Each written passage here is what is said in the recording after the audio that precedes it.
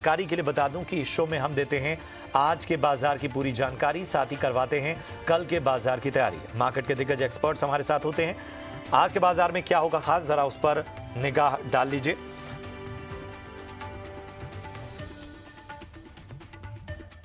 तो आज के शो में बहुत सी अहम बातें होंगी जिनके बारे में हम जानकारियां देंगे, लेकिन सबसे बड़ी बात यह है कि चूंकि ये शो आपका है जिसमें हमारे साथ खास एक्सपर्ट जुड़ते हैं जो आपको भरोसेमंद सलाह देते हैं, और इस पर होगी आज बात। आज के शो में हम तमाम अलग अलग पहलुओं की बात करेंगे और कल के लिए दमदार ट्रेडिंग आइडियाज देंगे। बाजार में आज किस तरह का रुझान नजर आया ये भी हम आपको बताएंगे, और आपको बता दें कि सबसे पहले हम बात करेंगे बाजार की। तो जो आज बाजार रहा वो जाहिर सी बात है कि उसमें जो सोमवार की तेजी थी वो बाजार में आज कायम नहीं रह पाई।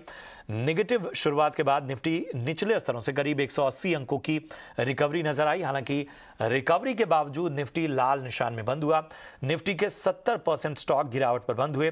निफ्टी बैंक ने भी निचले स्तरों से 400 अंकों की रिकवरी हासिल की। सेंसेक्स और मिड कैप इंडेक्स भी गिरावट पर बंद हुए। दिन भर बाजार का कैसा रहा हाल बता रही हैं हमारी सहयोगी पूजा त्रिपाठी। बाजार में आज अगर हम देखें तो जो शुरुआत हुई थी वो कमजोरी के साथ हुई थी, लेकिन उसके बाद हमने देखा कि निचले स्तरों से एक अच्छी रिकवरी भी देखने को मिली। करीब 200 अंकों के आसपास की रिकवरी यहां पर देखने को मिली, और जो क्लोजिंग हुई वो 18,380 के ऊपर की क्लोजिंग यहां पर देखने को मिली। दिन भर हमने देखा कि 100 अंकों से ज़्यादा की गिरावट थी, लेकिन उसके बाद जो क्लोजिंग आई वो करीब 35 अंकों की गिरावट के साथ ही यहाँ पर क्लोजिंग देखने को मिली है। इसके अलावा बैंक निफ्टी में भी शानदार रिकवरी देखने को मिली। 200 अंक तक टूट गए थे बैंक निफ्टी, लेकिन उसके बाद निचले स्तरों से वहाँ से भी अच्छी रिकवरी देखने को मिली है। सेंसेक्स में करीब 103 अंकों की कमजोरी आज देखने को मिली है। आज हम देख रहे थे कि शुरुआत जब हुई थी तो तमाम सेक्टरल इंडेक्स लाल निशान में ही कारोबार कर रहे थे, लेकिन फिर बाजार बंद होते होते आईटी शेयरों में एक अच्छी रिकवरी लौटी। एनर्जी पैक में भी एक अच्छी रिकवरी देखी गई। इसके अलावा मेटल स्टॉक्स में भी आज अच्छा प्रदर्शन था, और उसके बाद हरे निशान में ही ये तीनों ही इंडाइसेस बंद हुए। स्टॉक स्पेसिफिक एक्शन भी आज काफी था, और मिड कैप स्मॉल कैप शेयरों में भी खबरों के चलते आज काफी ज्यादा एक्शन देखने को मिला। निफ्टी के चढ़ने और गिरने वाले शेयरों पर नजर डालेंगे तो चढ़ने वाले शेयरों में आज टॉप पर था अदानी एंटरप्राइजेस। यहाँ पर बाजार बंद होते होते शानदार तेजी देखने को मिली और 2% ऊपर ये स्टॉक बंद हुआ। उसके बाद टीसीएस में अच्छी तेजी देखने को मिली, करीब 1.25% ऊपर यहाँ पर क्लोजिंग दिखी। फिर Reliance, IndusInd bank, axis bank, ICICI bank, banking शेयरों में भी हमने काफ़ी अच्छी रिकवरी यहाँ पर देखी, और टॉप गेनर्स में बैंकिंग शेयरों का ही नाम शामिल था। वहीं कमजोरी के साइड पर अगर देखें तो एसबीआई लाइफ में करीब 3% की कमजोरी थी आज। उसके अलावा ऑटो शेयरों ने काफी दबाव बनाया, और आई शेयर और टाटा मोटर्स में भी करीब 2% की गिरावट देखने को मिली। यूपीएल, एचयूएल और भारतीय एयरटेल जैसे स्टॉक्स भी आज कमजोरी के साथ ही कारोबार कर रहे थे। मिड कैप स्पेस में अगर देखेंगे तो यहाँ पर हमने देखा कि आज जो टॉप गेनर थे उसमें फर्टिलाइजर स्टॉक्स और रेलवे शेयरों में काफी अच्छा मोमेंटम देखने को मिला। फैक्ट करीब 10% ऊपर। इसके अलावा केमप्लास्ट, आईआरएफसी और जेबीएम ऑटो जैसे स्टॉक्स में आज हमने अच्छी तेजी देखी। वहीं गिरने वाले शेयरों पर की बात करें तो आज सरकारी बैंकों में वापस एक मुनाफा वसूली हावी थी। आईओबी करीब 6% टूटा आज। इसके अलावा इन्फीबीम, दीपक फर्टिलाइजर, एंजल वन जैसे स्टॉक्स में भी आज वीकनेस देखने को मिली। वहीं कुछ स्टॉक्स जो अपने 52 हफ्ते के ऊपरी स्तर पर कारोबार कर रहे थे उसमें पीएनबी हाउसिंग में शानदार तेजी थी, करीब 5% की। जेके पेपर, अदानी एंटरप्राइजेस और आईआईएफएल ये कुछ ऐसे स्टॉक्स थे जो कि जिन्होंने आज 52 हफ्ते का उच्चतम स्तर भी छुआ बाजार बंद होते होते। इसके अलावा हमने देखा कि आज आईटी शेयरों में जो शानदार रिकवरी आई उसमें टीसीएस निचले स्तरों से करीब 70 अंक टूटा। यहाँ पर टीसीएस के सीईओ राजेश गोपीनाथन की कमेंट्री काफी पॉजिटिव थी, और उनका कहना था कि मंदी का ज्यादा कुछ असर नहीं पड़ेगा, एक शॉर्ट टर्म इम्पैक्ट ही देखने को मिलेगा। लंबी अवधि के लिए आईटी स्टॉक्स में अच्छी ग्रोथ की उम्मीद वो कर रहे हैं, जिसके चलते आज हम देख रहे थे कि आईटी शेयरों में शानदार रिकवरी देखने को मिली है। इसके अलावा पीएसपी प्रोजेक्ट जैसे स्टॉक्स भी आज काफी चल रहे थे। यहाँ पर कुछ ऑर्डर मिलने की खबरें लगातार आ रही है, और कुछ प्रोजेक्ट में कंपनी बोली भी लगा रही है, जिसके चलते आज यहाँ पर भी अच्छी तेजी थी। तो आज मिड कैप स्मॉल कैप शेयरों में भी शानदार एक्शन दिखा, और ओवरऑल हमने बाजार बंद होते होते देखा कि अच्छी रिकवरी के साथ मार्केट बंद हुए। तो ये तो था बाजार का पूरा ब्यौरा जो हमारी सहयोगी पूजा त्रिपाठी आप तक पहुंचा रही थी, लेकिन इस वक्त की सबसे बड़ी खबर से भी आपको रूबरू करा देते हैं। तो सेबी के बोर्ड ने बाय बैक के नियमों में बड़े बदलाव का फैसला किया है। अब आने वाले दिनों में बाय बैक स्टॉक एक्सचेंज का जो रूट है वो खत्म हो जाएगा और सेबी के इन्हीं फैसलों पर विस्तार से बातचीत करने के लिए हमारे साथ फोन लाइन पर जुड़ चुके हैं गुरमीत चड्ढा साहब, जो कि को फाउंडर और सीईओ हैं कंप्लीट सर्कल कंसल्टेंट से। गुरमीत जी, बहुत बहुत स्वागत आपका ईटी नाउ स्वदेश में। ये जो फैसला है सेबी का और जिस तरह से जो रेगुलेशंस में बदलाव किया गया है, जाहिर सी बात है कि अब इससे ट्रांसपेरेंसी और बेहतर होगी। इसके अलावा अगर आसान भाषा में समझना चाहें तो निवेशकों के लिए ये कितना बड़ा फैसला? मेरे हिसाब से बहुत अच्छा फैसला है, क्योंकि सेबी का थोड़ा सा डिस्कम्फर्ट रहा है पीछे। हमने देखा बायबैक पे थोड़ा सा उसका मिसयूज तो नहीं बोलूंगा, उसका जो अगर आप देखें तो उसका पोटेंशियल, वो चाहते हैं कि ये धीरे धीरे कंपनीज जो है वो बुक बिल्डिंग रूट की तरफ जाए। और आपने देखा उन्होंने यूटिलाइजेशन लिमिट 75% बढ़ाई है, नंबर ऑफ डेज भी कट करे हैं और बायबैक का मैक्सिमम लिमिट को लेके भी प्रावधान किया गया है। के मिस्त्री कमेटी पैनल की जो रिपोर्ट थी, और अब जब तक ये स्टॉक एक्सचेंज रूट के थ्रू होगा तब तक उसको एक सेपरेट विंडो के थ्रू करने का भी उन्होंने बोला है इसमें। तो मुझे लगता है कि जो भी रेगुलेशंस होते हैं वो शुरू में थोड़ा सा कॉम्प्लिकेटेड लगते हैं, बट अल्टीमेटली मैंने देखा है अगर वो निवेशकों के हित में होते हैं तो मेरे हिसाब से ये अच्छा फैसला है। लॉन्ग टर्म में इसके अच्छा इम्पैक्ट होगा।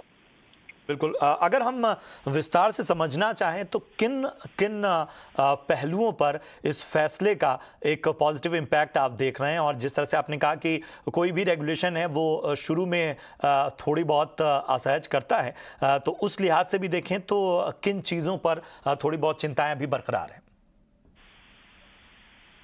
तो मेरा ये मानना है कि जो डायरेक्शनली जो सेबी चाह रहा है उससे कि वो बुक बिल्डिंग रूट के थ्रू कंपनीज को एक तरीके से इंडिकेशन दे रहा है कि उस तरफ जाएं, क्योंकि जो स्टॉक एक्सचेंज रूट है उसमें मैनिपुलेशन होने का भी चांस है। प्रोसीड्स के जो यूटिलाइजेशन है उसको भी बढ़ाया गया है, 75% किया गया है।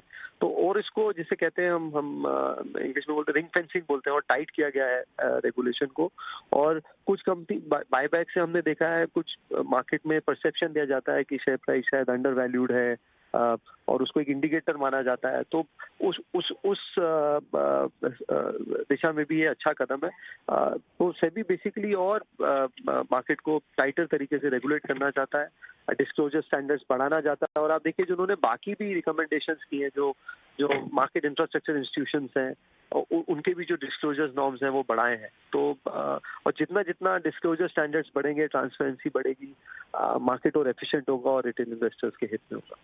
बिल्कुल बिल्कुल, सबसे ज़रूरी है पारदर्शिता, और उसकी तरफ इस तरह की टाइटनिंग जो है वो काफ़ी आवश्यक हो जाती है। बहुत बहुत शुक्रिया करेंगे गुरमीत जी हमसे जुड़ने के लिए और इस खास विश्लेषण के लिए। बढ़ते हैं, अब शो को आगे बढ़ाते हैं, और आपने बाजार का ब्यौरा हमारी सहयोगी पूजा त्रिपाठी के जरिए जाना। अब हमारे साथ दो खास एक्सपर्ट्स जुड़े हुए हैं जिनसे हम इस चर्चा को आगे बढ़ाएंगे। सबसे पहले परिचय करा दूं, हमारे साथ हैं मंदार जमसांडेकर साहब, जो कि डायरेक्टर हैं precision technical analyst private limited में। मंदार जी, बहुत बहुत स्वागत आपका ईटी नाउ स्वदेश में। और इसके साथ ही आशीष माहेश्वरी साहब हैं, जो कि डायरेक्टर हैं blue ocean strategic advisors private limited से। आपका भी आशीष जी बहुत बहुत स्वागत।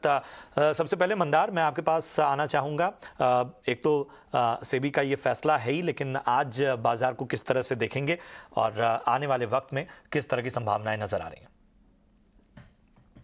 देखिए, फिलहाल हम एक इंडिसीजन के दौर से गुजर रहे हैं, कंसोलिडेशन का दौर है। तो 18,200 और 18,600 इस तरीके का रेंज है। तो कल भी हम डिस्कस कर रहे थे, तो तभी मैंने यही कहा था कि अगले जो 2 हफ्ते हैं वो इसी तरीके का मार्केट एक देखने को मिलेगा। एक दिन मार्केट 100 पॉइंट ऊपर जाएगा, दूसरे दिन मार्केट 100 पॉइंट नीचे भी आ जाएगा। कंसोलिडेशन का फेज होता ही ऐसे, यानी आपको जब लगने लगता है कि चलो बाजार अब ऊपर चलने लग गया है, उसी समय पे बिकवाली आ जाती है। और आपको जब लगने लगता है कि नहीं यार, अब बाजार अब यहाँ से टूटने वाला है, बेचना चाहिए, तब बाजार वहाँ से टर्न अराउंड कर देता है। और उसी तरीके का ट्रेड हमने आज इंट्राडे में भी देखा। तो सुबह का जो ट्रेड था बिकवाली इस तरीके से चल रही थी कि ऐसे लग रहा था कि अब बाजार 18 निफ्टी जो है वो 18,000 तक नीचे चले जाता है क्या, लेकिन वहाँ वैसे वैसे हुआ नहीं, 18,200 से मार्केट बाउंस बैक कर दिया। तो इसी तरीके का एक कंसोलिडेशन का फेज होता है और इसी तरीके का ट्रेड आगे जाते हुए भी चलेगा। लेकिन सबसे इंपॉर्टेंट बात ये ध्यान में रखनी है, दो चीजें हैं। पहली बात तो है कि इंडेक्स क्योंकि इस तरीके से ट्रेड करेगा, इसलिए मुझे लगता है इंडेक्स पे लो प्रोफाइल रखना वो ज्यादा बेहतर होगा। ओवरनाइट पोजीशंस ना कैरी करें, अगर इंट्राडे करना हो तो इंट्राडे के का जो कुछ ट्रेंड है चार्ट पे उस हिसाब से ट्रेड कर सकते हैं जरूर, लेकिन ओवरनाइट पोजीशन ना कैरी करें इस दौरान क्योंकि वो रिस्की होगा, ये पहली बात। और दूसरी इंपॉर्टेंट बात यह है कि इंडेक्स रेंज बाउंड ट्रेड कर रहा है लेकिन स्क्रिप्ट स्पेसिफिक एक्शन जरूर है। यानी हमने देखा फ्राइडे शुगर स्टॉक्स में इंटरेस्ट था, कल भी हमने देखा शुगर स्टॉक्स और सिलेक्ट फर्टिलाइजर स्टॉक्स में इंटरेस्ट था, आज हमने देखा इंडिगो में इंटरेस्ट था और सिलेक्ट बाकी ऑयल मार्केटिंग कंपनीज में इंटरेस्ट था। तो इस तरीके का सिलेक्टिव जो स्क्रिप्ट स्पेसिफिक एक्शन है वो चल रहा है। तो ऐसा नहीं है कि बाजार में कुछ नहीं कर सकते हैं, सिर्फ आपने बहुत सिलेक्टिव होना है और स्क्रिप्ट स्पेसिफिक एक्शन पे ट्रेड जरूर कर सकते हैं। इंडेक्स के लिए लो प्रोफाइल होल्ड करें, वो ज्यादा बेहतर होगा। बिल्कुल, तो कंसोलिडेशन का फेज है और यहाँ पर वाकई आपको बाजार को बड़ी बारीकी से देखना होगा। और आशीष जी, आपकी क्या खास टिप्पणी बाजार की चाल पर? ठीक है, मैं बिल्कुल इस बात से सहमत हूँ कि सेक्टोरल टर्निंग काफी हो रही है, पहली बात, और ये होती रहेगी अभी समय तक। तो कभी शुगर चलेगा, कभी बैंक चलेंगे, कभी मेटल चलेंगे, कभी थोड़ा सा आईटी बढ़ने की कोशिश करेगा। पर हमें एक बात समझना बहुत जरूरी है कि जो हमारा निफ्टी है उसमें 27% वेटेज है बैंकिंग और फाइनेंशियल सर्विसेज का। करीब 16% जो वेटेज आता है वो आता है 16 से 17% आईटी का, और करीब 13-14% जो वेटेज है वो ऑयल एंड गैस का, रिलायंस के चलते हुए। तो सबसे पहली बात तो है मार्केट को चलना होगा, तो बिना बैंकिंग स्टॉक्स के मार्केट चल नहीं सकता है। हमेशा हमें ध्यान रखना पड़ेगा क्योंकि जो आईटी की जो लीडरशिप है वो धीरे धीरे करके अब बाजारों से छूट गई है और अब मैक्सिमम लीडरशिप बैंकिंग सेक्टर और ऑयल गैस जैसे सेक्टर्स में ले लिए। तो ये सेक्टर जब भी हमें लगता है कि मार्केट बुलिश है, सबसे पहले जो बेट करना चाहिए इस सेक्टर पे करना चाहिए। और आज भी यदि एक दूसरी बात और मैं बताना चाहूँगा, जो एडवांस डिक्लाइन रेशियो है वो कोई बहुत खराब नहीं है।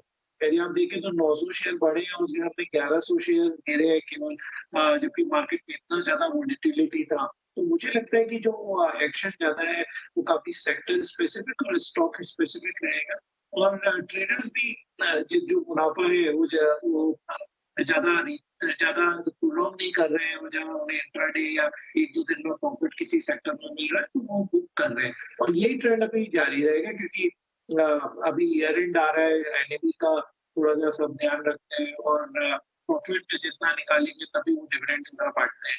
तो मेरी सलाह रहेगी कि बाजारों में जो वोलेटिलिटी है वो बनी रहेगी, तो स्टॉप लॉसेस वगैरह रख के थोड़ा ट्रेड करना एडवाइजेबल है।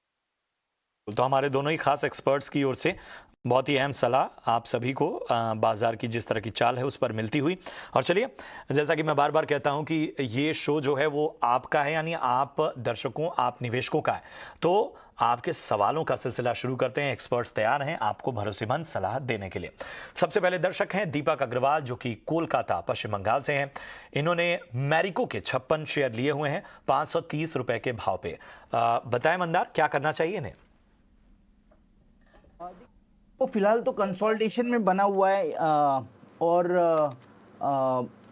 526 के करीबन फिलहाल ट्रेड कर रहा है। इसमें अगर लेवल्स की बात करें तो 480 का इसमें सपोर्ट बना हुआ है, ऊपर में 550 का इसमें रेजिस्टेंस बना हुआ है। तो इस कंसोलिडेशन के दौर पे मुझे लगता है कि फिलहाल तो होल्ड करना चाहिए क्योंकि अभी तक डायरेक्शन डिसाइड नहीं हो रही है। स्टॉप लॉस जो इनका होगा वो 465 का होगा और 550 के आसपास रेजिस्टेंस है, तो वहां पे पार्शियल प्रॉफिट बुकिंग कर सकते हैं, या फिर 550 अगर ब्रेक हो जाता है तो ऊपर में 595 600 इस तरीके के टारगेट्स भी एक्टिवेट हो जाएंगे, या फिर 550 ब्रेक होने के बाद फिर से हमें पूछ सकते हैं, तो रिव्यू करके बाकी क्या एग्जैक्ट टारगेट्स बनेंगे वो हम बता पाएंगे। लेकिन फिलहाल होल्ड कीजिए, स्टॉप लॉस रखिए 465 का। तो खास सलाह आपको मिलती हुई। और इधर एक और दर्शक हैं कन्हैया झा, ये भी कोलकाता से हैं। इन्होंने पूछा है उमा एक्सपोर्ट्स के 530 शेयर इन्होंने लिए हैं 66 रुपए के भाव पे, क्या करना चाहिए? आशीष जी, क्या होगी सलाह? जनरली इन स्टॉक्स के बारे में हम कोई बहुत ज्यादा बात नहीं करते, क्योंकि इतना ज्यादा लिक्विडिटी नहीं रहता है और मार्केट कैप भी छोटा सा है इस पर्टिकुलर कंपनी का। बट फिर भी जो लास्ट 1-2 क्वार्टर के जो मैं नतीजों पे नजर डाल रहा हूँ, तो मुनाफे में तो अच्छा खासा ग्रोथ हुआ है। 3 करोड़ से बढ़ के 7 करोड़ का कंपनी ने मुनाफा भी किया है और थोड़ा सा प्रॉमिसिंग नजर आता है। बट मुझे लगता है कि ये जो आपने हाइस से है उससे काफी करेक्शन ऑलरेडी स्टॉक में हो चुका है और अभी आपको इसमें मेरी एवरेज करने की सलाह नहीं रहेगी। मेरा मानना है कि थोड़ा सा स्टॉक में बने रहें, क्योंकि यदि हाई देखे तो 90 रुपए से स्टॉक गिर के आज 50 रुपए के आसपास आ गया है, तो थोड़ा सा पेशेंस, थोड़ा सा वेट करें और यदि आपके भाव के आसपास से स्टॉक आता है तो वहां से निकलने की कोशिश करें। बिल्कुल बिल्कुल बिल्कुल। बढ़ते हैं आगे। दिनेश शर्मा हैं जयपुर से और इन्होंने पूछा है ऊगर शुगर के 500 शेयर लिए हैं 103 रुपए के भाव पे, क्या करना चाहिए? क्या होगी मंदारी ने सलाह? शुगर में एक इंटरेस्टिंग ऐसी बात है कि ये मल्टी ईयर टॉप्स ब्रेक करके स्टॉक ऊपर चल रहा है। अगर पिछले 7-8 साल का अगर चार्ट देखते हैं तो 73 के लेवल्स पे रेजिस्टेंस बना हुआ था, फिर 87 के लेवल्स पे रेजिस्टेंस बना हुआ था। ये सारे रेजिस्टेंसेस ये स्टॉक ब्रेक करके ऊपर चला है। अब एक ही दिक्कत वाली बात ये है, यानी रिस्क कहाँ पे आती है, तो रिस्क यहाँ पे आती है कि पिछले अगर 6 महीने का चार्ट देखते हैं, 6-7 महीने का, तो आपको समझ में आएगा कि 40 रुपए से स्टॉक की जो करंट लेवल है 110 के आसपास वाला, 107 के आसपास, यहाँ तक ये चल चुका है। इसका मतलब है पिछले 6-7 महीनों में ये स्टॉक डबल भी हो चुका है और इनकी जो खरीदारी है ये टॉप के आसपास वाली 103 रुपए की है, तो टॉप के आसपास वाली, तो ये लेवल्स पे थोड़ा सा मुझे लगता है कि कॉशियस रहना बहुत जरूरी है, क्योंकि ऑलरेडी स्टॉक डबल हो चुका है। तो अगर मुनाफा होता है तो मुझे लगता है प्रॉफिट है तो आप प्रॉफिट बुक करना चाहिए, क्योंकि यहाँ पे थोड़ा सा स्ट्रेच लगता है स्टॉक। स्टॉप लॉस तो जरूर मैं सजेस्ट करूंगा, लेकिन स्टॉप लॉस नीचे का होगा। इसमें जो एक स्टॉप लॉस बनेगा वो 92 रुपीज का होगा, वो स्टॉप लॉस तो जरूर लगाइए। लेकिन ऊपर का आपको भाव मिलता है 110, 115, 120, तो आप प्रॉफिट बुकिंग जरूर कीजिए, एटलीस्ट पार्शियल प्रॉफिट बुकिंग कीजिए, क्योंकि ये स्टॉक ऑलरेडी 6-7 महीनों में डबल हो चुका है। इनका एक और सवाल है, कोठारी शुगर्स के इन्होंने 1000 शेयर लिए हैं 50 रुपए 80 पैसे के भाव पे, क्या होगी इन्हें सलाह? मंदार जी, कि 50 रुपए का जो लेवल है, यहाँ पे इस स्टॉक में एक बहुत ही मेजर रेजिस्टेंस बनता है। यानी अगर आप पिछले 2-3 साल का चार्ट देखो तो आपको समझ में आएगा कि लास्ट टाइम ये जो टॉप किया था इस स्टॉक ने वो था मई 2021 में, और तब से ये लेवल्स पे ये स्टॉक रेजिस्टेंस कंटिन्यूअसली फेस करते जा रहा है। तो और रेजिस्टेंस के नीचे ही इन्होंने बाय किया है, तो मुझे लगता है कि यहाँ पे थोड़ा सा रिस्की ट्रेड है ये।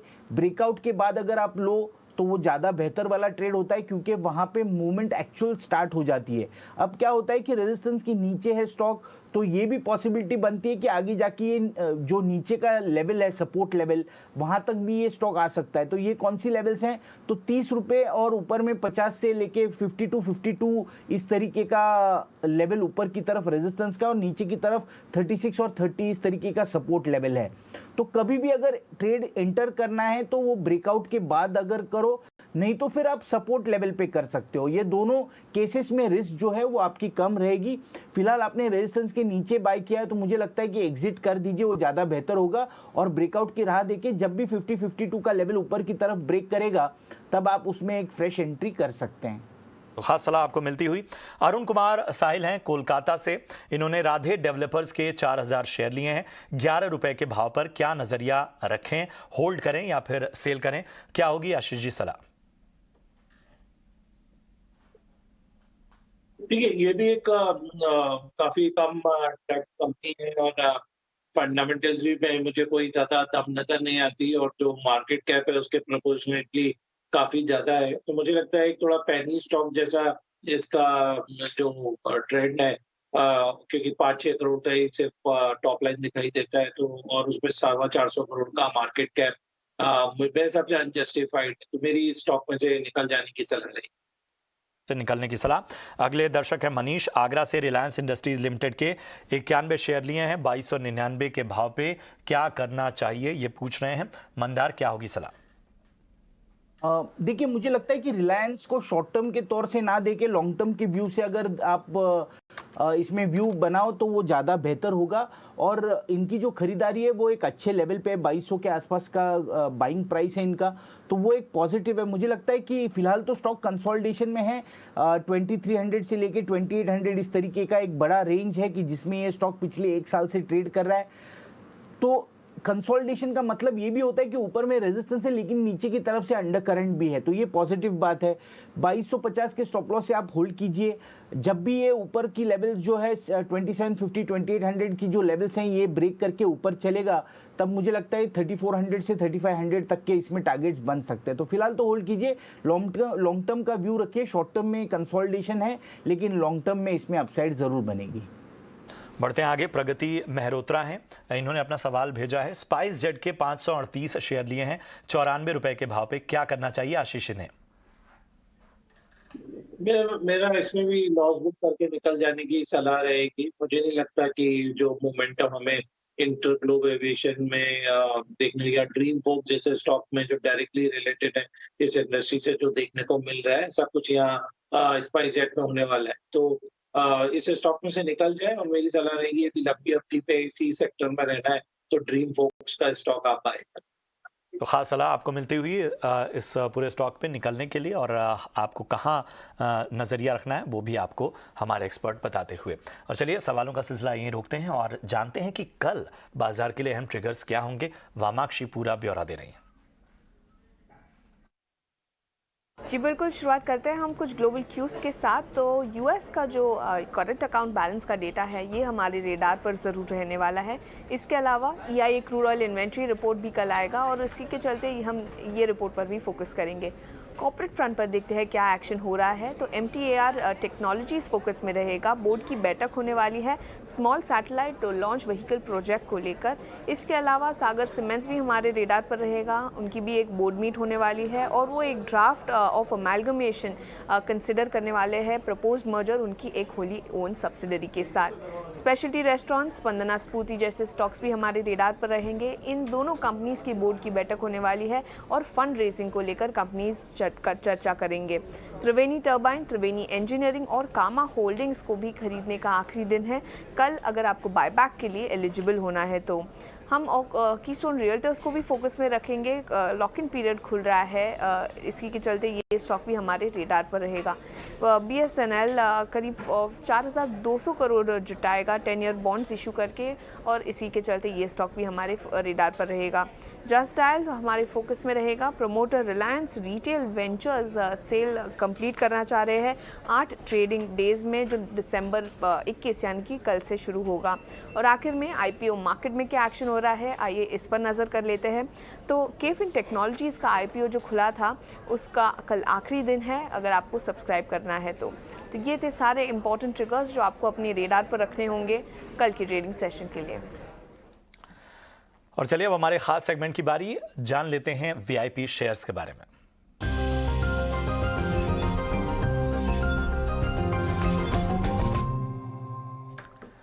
तो हमारे दोनों खास मेहमान आशीष जी और मंदार तैयार अपने अपने VIP पिक्स के साथ। सबसे पहले आशीष जी, मैं आपके पास आना चाहूंगा, कौन सी हैं आपकी VIP पिक्स?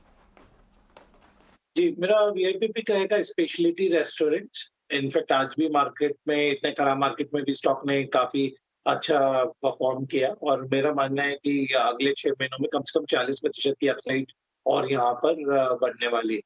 अब रीजन ये है इसका कि यदि आप देखें तो सिर्फ 1100 करोड़ की मार्केट कैप पे कंपनी मिल रही और जो उसका मुनाफा था हमने देखा कि पिछले 2 क्वार्टर में ही 26 करोड़ का मुनाफा है, जबकि पिछले पूरे साल में 19 करोड़ का मुनाफा था।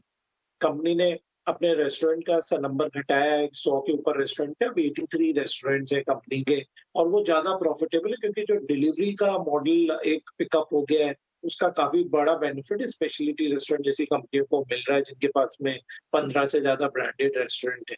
तो मुझे लगता है जिस हिसाब से अभी कंजम्पशन बढ़ रहा है या बाहर जाने का या पार्टीज बढ़ रहे हैं या कंपनीज के ट्रिप्स बढ़ रहे हैं, तो ऑल राउंड जो बुकिंग्स है उसमें इजाफा देखने को मिल रहा है। स्पेशलिटी रेस्टोरेंट सबसे बड़ा बेनिफिशियरी में से एक होगा, इसको इस लेवल पे भी बाय करने की सलाह है। मंदार जी, आपकी वीआईपी पिक्स? देखिए, दो स्टॉक्स हैं। पहला स्टॉक है कॉन्फिडेंस पेट्रो। इस स्टॉक में 3 महीने के बाद आज ही के दिन यानी आज ही इसमें एक ब्रेकआउट बना है। ब्रेकआउट बहुत जबरदस्त वॉल्यूम के साथ हुआ है। 82 84 इस तरीके का इस स्टॉक में एक रेजिस्टेंस बना हुआ था जो आज स्टॉक ने ब्रेक कर दिया। तो मुझे लगता है कि अगले कुछ दिनों में ये स्टॉक हमें 105 तक की अपसाइड दिखा सकता है, इसलिए इसमें एक बाय बनेगा। स्टॉप लॉस जो है वो होगा 81 का। और दूसरा जो स्टॉक है वो इंडिगो है। इंडिगो केस में मुझे लगता है कि एक फ्रेश अपमूव स्टार्ट होगी। पिछले 1 साल से ये एक डाउन ट्रेंड को रिस्पेक्ट करते आ रहा था। ये रेजिस्टेंस बना हुआ था करीबन 2000-2060 के आसपास। तो वो स्टॉक ने आज ब्रेक कर दिया है और ये 1 साल के बाद हो रहा है। तो मुझे लगता है कि अगले कुछ दिनों में इसमें भी एक अप ट्रेंड देखने को मिलेगा और 2200-2250 तक के अपसाइड्स इसमें बन सकती है। तो इसलिए इसमें एक बाय बनेगा। स्टॉप लॉस होगा 2020 का। बिल्कुल, बहुत बहुत शुक्रिया करेंगे मंदार और इसके साथ ही आशीष जी, आप दोनों का हमसे जुड़ने के लिए, हमारे दर्शकों को भरोसेमंद सलाह देने के लिए और इसके साथ ही खास विश्लेषण के लिए। फिलहाल कल की तैयारी की पूरी टीम को दीजिए इजाजत। आप देखते रहिए ET नाउ स्वदेश। नमस्कार।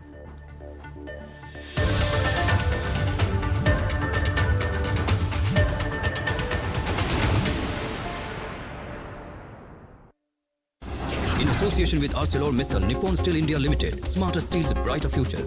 चुनौतियां तो हर बिजनेस में आती हैं,